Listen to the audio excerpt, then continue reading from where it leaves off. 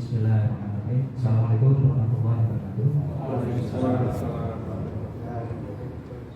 Innal hamdalillah nahmaduhu wa nasta'inuhu wa nastaghfiruhu wa na'udzu billahi min syarri anfusina wa min sayyi'atina a'malina may yahdihillahu fala mudilla lahu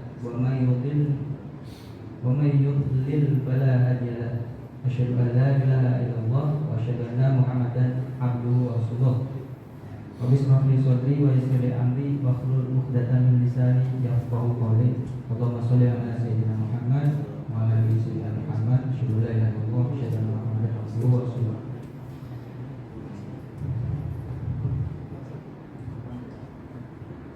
Sebelumnya, pertama-tama dari pertama saya mau minta maaf. Minta maaf karena ini perintah dari kita. Jadi siap-siap seperti slogan di sana, harus selalu ready. Jadi insya Allah kita semua juga harus selalu ready, teman-teman semua juga. Jadi di sini sebenarnya ini tidak ini ya, biar nggak terlalu berat. Kita kalau misalkan anggap ini tausiah kan itu untuk Ustadz ya, film kita kan masih belum level atas ini. Saya anggap ini adalah sebagai sarana untuk saling sharing dan juga sarana untuk saling mengingatkan satu sama lain. Jadi di tempat kerja kita ini kita juga bisa saling mengingatkan satu sama lainnya. Sebelumnya saya cerita sedikit nih tentang 8 tahun lalu. Pertama saya masuk ke di sana di Simfoni. Jadi di awal itu saya sih melihat memang sudah ada budaya Islami yang kuat di sana ini. Jadi saya juga waktu di awal masuk excited sekali ya, di setiap ada sholat jamaah zuhur dan asar itu ada pembacaan Riyadhus Shalihin. Nah itu terus terang saya baru ketemu di sana, selama saya pernah bekerja di beberapa tempat. Di sanalah saya menemukan sesuatu yang luar biasa, terutama dengan kultur Islaminya itu menurut saya sangat luar biasa. Terus terang ini sedikit aja cerita saya dulu juga memang bisa dibilang ibadahnya itu masih belum rapi, masih berantakan ya istilahnya. Sholat 5 waktu masih suka telat, suka nunda-nunda, subuhnya kesiangan. Jadi setelah masuk di sana ini saya sepertinya mendapatkan hidayah gitu. Jadi hidayah itu kan mahal sekali harganya. Seperti ada hadisnya, saya bacakan dulu. Ada bukan hadis, sorry, ini adalah ayat suci Al-Quran, firman Allah Subhanahu wa Ta'ala di surat Al-Baqarah ayat 272 yang isinya kemudian Bismillahirrahmanirrahim. Laisa 'alaika hudahum walakinna Allah yahdi man yasha. Yang artinya bukanlah kewajibanmu Muhammad menjadikan mereka mendapat petunjuk, tetapi Allah yang memberi mereka petunjuk kepada siapa yang Dia kehendaki. Nah, jadi saya merasa salah satu orang yang ditunjuk Allah itu mendapatkan hidayah. Jadi gak semua orang itu bisa dapat hidayah melalui medianya. Saya bekerja di dalam sana ini, saya bisa dapat hidayah. Dan lebih lagi sebelumnya juga saya lihat waktu pada zamannya dulu di daerah Simfoni sana belum ada masjid raya, jadi di sana tuh masih menggelar sholat Jumat. Mungkin yang masih baru belum pernah ngerasain ya. Di sana tuh gelar sholat Jumat di kantor, di lantai 3-nya di masjid Masjid Abdurrahman bin Auf. Nah itu lebih excited lagi karena apa? Khotibnya itu dari kawan-kawan kita sendiri, salah satunya Pak Ahmad gitu, Muhammad Ali Daud. Itu sampai sekarang saya nggak lupa dengan gayanya ya. Allah maghfir lil muslimin wal muslimat. Itu luar biasa, saya sampai sekarang masih ingat. Dan jadi bahan jokian saya sama Pak Ustadz Muhammad Ali Daud, itu saya nggak akan lupa. Itu saya baru temukan di sini. Nah, sebelumnya juga saya mau mengucapkan terima kasih terutama kepada Allah Subhanahu wa taala ya, yang sudah kasih kesempatan dan sudah menuliskan takdir saya bisa bekerja di sana dan bisa bertemu dengan keluarga besar di sana yang luar biasa. Terutama bisa ditemukan juga dengan owner dan juga sekaligus maestro yang menurut saya di sana ini, dan punya kesempatan untuk bisa bersentuhan dan juga belajar langsung sama beliau Bapak Tatang Soeharta. Terima kasih Pak Dian Amiruddin, dan juga sekarang bisa bersentuhan langsung dengan juga Bapak Agus Sujanto. Itu kita bisa jadi dibimbing ya dan bisa bersentuhan langsung. Itu kesempatan yang sangat luar biasa, itu saya sangat terima kasih sekali. Kemudian kita lanjut tadi prolognya ya, prolog. Jadi sekarang kita masuk ke materi yang mungkin nggak terlalu berbobot, tapi mudah-mudahan bisa bermanfaat buat teman-teman semua. Seperti perkataan Bapak Tatang, jadi kita saling mengingatkan satu sama lain. Nah, yang mengingatkan itu yang justru paling lebih harus mendengar, karena mulutnya yang mengingatkan itu lebih dekat dengan telinganya sendiri gitu. Jadi ya ini buat teman-teman dan juga khususnya saya pribadi. Ini yang saya angkat adalah bagaimana menjadi manusia yang positif. Nah, jadi ini kita berkaca dari kehidupan kita sehari-hari. Gimana sih supaya jadi manusia yang positif? Contohnya kita mau berangkat kerja, tiba-tiba tengah jalan ban motornya kempes, gitu ya. Ban motor kempes. Ya kita jangan, kalau kita mau menjadi manusia yang positif, jangan menganggap itu sebuah musibah, tapi ya, itu adalah anugerah gitu. Bisa jadi di depan sana ada sesuatu, kita kalau nggak berhenti karena ban yang kempes, kita bisa kecelakaan atau apa, ada huru hara dan sebagainya. Sama juga terkait rezeki, kadang memang kalau rezeki itu kadang naik kadang surut. Nah, misalkan contoh apalagi untuk yang usaha ya, kayak toko Isana, toko Roscik atau AB dan sebagainya, itu pasti di dunia usaha itu ada naik surutnya, terutama rezeki. Jadi kita kalau mau berpikir positif ya memang sudah di-set seperti itu. Rezeki itu nggak selalu melesat di atas terus, dan juga nggak di bawah terus gitu. Jadi kadang naik kadang turun. Balik lagi itu sudah ditentukan oleh Allah Subhanahu wa taala. Jadi kalau kita positif, insya Allah berikutnya ada yang lebih besar lagi disimpan nih sama Allah di atas, kita pikirin kita gitu. Kemudian ada lagi kita diuji atau dicoba, misalkan kita duit kita di rumah hilang, diambil tuyul misalnya, atau lagi di bis, di kereta dicopet. Kalau pakai itu kita diambil listrik. Itu sih apa ya? Bukan ujian itu mah. Apa dan? Cobaan. Sama aja. Nah, itu hal-hal yang kalau kita tanggapi secara positif, itu bukanlah sebuah ujian, atau kita jangan menganggapnya jadi sebuah beban. Nah, tapi itu hanyalah cara Allah mengangkat derajat kita. Nah, contoh seperti kita, anak-anak kita sekolah ujian, mau naik kelas nih, kelas 1 baru lulus kemarin, naik kelas 2. Sebelum dia naik kelas, apa dulu yang dilakukan di sekolahnya? Diuji dulu, dia dites dulu, anak ini sebenarnya pantas nggak naik kelas.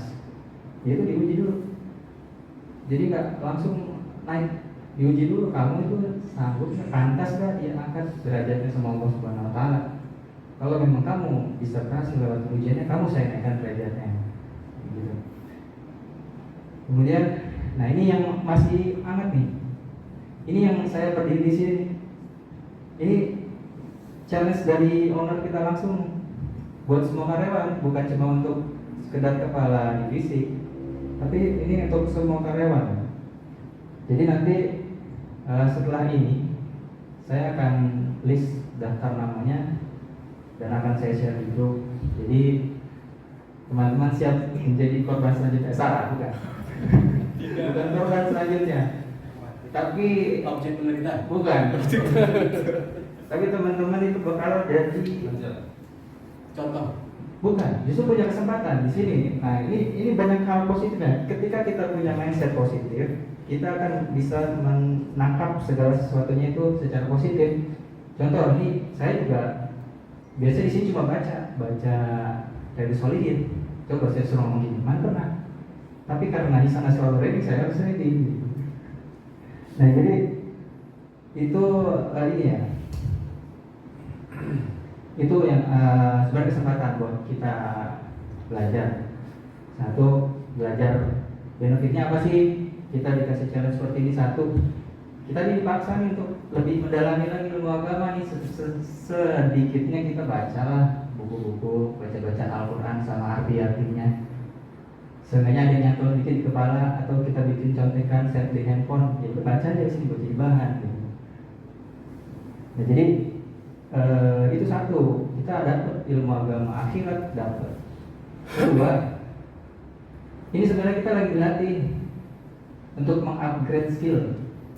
Satu skill yang kita biasanya dibilang itu bisa dibilang public speaking, kita bicara di depan umum, kita belajar dulu di depan teman-teman kita ini dulu sebelum kita bicara dengan orang luar atau halayak yang lebih besar lagi. Satu itu.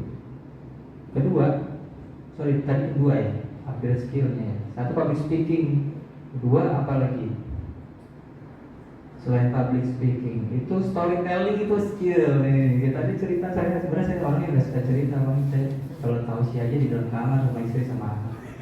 Belum pernah nih ngomong kayak begini nih, jadi dituntut supaya bisa. Jadi kita harus belajar. Jadi berpikir positif benar-benar luar biasa. Untuk menjadi manusia positif itu luar biasa. Tadi itu ya skillnya storytelling itu saya kalau lihat sini nggak Pak Dito, storytellingnya luar biasa. Saya harus belajar. Ternyata saya dikasih kesempatan sama datang, dia maju di sini belajar storytelling. Itu salah satu skill itu kita dikasih kesempatan untuk berkembang sebenarnya, untuk bertumbuh. Jadi di sini bukan cuma sekedar kerja, tapi kita dikasih kesempatan untuk bisa bertumbuh kembang. Artinya di situ akan ada namanya peningkatan value. Value itu bergaris lurus dengan penghasilan sebenarnya menurut saya. Jadi ketika value kita meningkat, otomatis itu inilah insya Allah otomatis pasti akan mengikuti penghasilan, karena skill dan segala macam itu adalah meningkatkan value. Ketika value kita bertambah dan kita terlalu sudah tidak seimbang lagi dengan apa yang kita dapat, artinya di situ tidak ada keseimbangan. Artinya dengan skill yang sudah bertambah, artinya dia pantas untuk dibayar lebih gitu. Itu secara value bisa seperti itu pemikirannya. Terakhir yaitu kita di sini jadi dikasih media sarana belajar tapi dibayar. Ini saya belajar di sini tapi dibayar. Coba itu gajinya misalkan Pak Angga Dito 100 juta sebulan. Jangan saya jadi saudara gitu. 100 juta sebulan. Kita disuruh setiap hari Kamis ada kajian 60 menit lah kurang lebih 1 jam. 100 juta dibagi 20 hari dalam 1 bulan, dibagi 5 hari dalam 1 minggu, dibagi lagi 8 jam dalam sehari, dibagi lagi 60 menit, berarti 1 menitnya berapa kita dibayar sebenarnya, tapi dibayar untuk belajar. Kan justru udah disuruh belajar malah dibayar. Kan jam kerja kita per menitnya misalkan tadi bagi anggaran itu 100 juta sebulan, berarti 1 menitnya 10.416 rupiah. Berarti kalikan saja 60 jam, 100 ribuan. Disuruh ngaji, belajar, tapi dibayar. Di mana lagi itu? Nggak ada. Selain di lisan. Nah, poinnya adalah yang pertama, ketika kita berpikir berusaha untuk menjadi manusia yang positif, satu, kita itu bisa segala sesuatunya kita menanggapinya dengan prasangka yang baik kepada Allah Subhanahu wa taala. Seperti dalilnya ada, sebentar saya nyontek dulu.